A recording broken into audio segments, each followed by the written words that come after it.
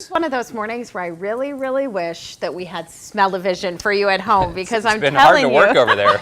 It's like, man, it smells so good in the studio today. Angie Horkan from the Wisconsin Beef Council is back with us again this morning. You've got some great grilling recipes going on right now. Right. I thought we'd talk about some really nice steaks since Father's Day is coming up, and Dad deserves a really nice, big, juicy steak. Yeah, I agree. Don't you think? Yes, I agree. And maybe the rest of the family while you're Well, definitely. That's why I've got really fun, really tasty recipes to make for Dad, so we can all eat them. Well, what are we going to start with here? Well, let's start talking about steaks. So I've got some of the most popular steak cuts that men like, and that are the most popular for Father's Day. So this is a strip steak, which is very similar to a ribeye steak. And ribeye is the #1 most popular steak on the grill for Dad. Really? Yes. Which I love, but I know you don't probably like that. It's got a fat lot in it. Yes, and it's usually have I'm into the fillets and beef tenderloins, right? So we've got you one of those here. All right. So this is a porterhouse. Flip them around. The one in the middle? This is right.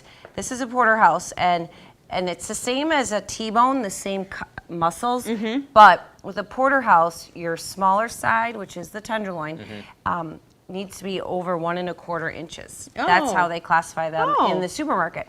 So if you go to the supermarket and you see a steak like this labeled as a T-bone, and it's a little bit less expensive, you should pick that up because it has a larger tenderloin. So this one next to it, which really is about the same thing, it just has a slightly smaller tenderloin, correct. So the smaller side of the T-bone is the tenderloin.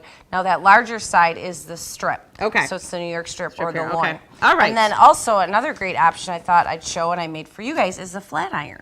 And it's a newer cut, but it's super tender like the tenderloin. It's the second most tender cut. Okay. So what we have today, I have 2 recipes. So I got a T-bone recipe that I grilled it, and then it's got a chunky barbecue sauce with it. It's kind of like you start with a prepared barbecue sauce base and you add some more ingredients like some diced red onion, some pineapple, brown sugar, and kind of make it your own. Yeah, so it's like it's a homemade barbecue sauce. It's super super tasty. It's sweet.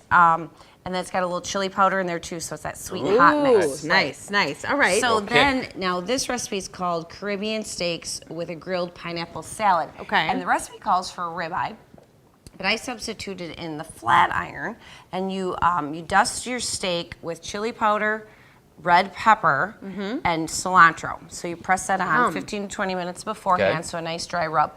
None of these steaks need to be marinated. Okay. So to add flavor, just put a rub on them about 15, 20 minutes before the grill. Okay. Then grill pineapple and red pepper alongside your steaks.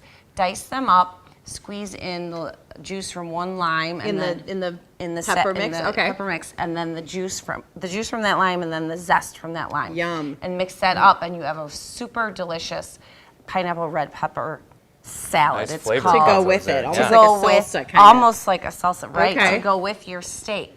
Yum. So, well, very these easy look recipes. so delicious. So really quickly, if people would like to get these recipes, where do they go? BeefTips.com, right on the homepage. Click on As Seen on TV. They're all right there. And of course, we're on Facebook, so like us, and you will get links to all these also. Awesome. All right, we're going to take a break. We'll be right back to wrap up the show. Maybe give these a little taste. We'll be right back.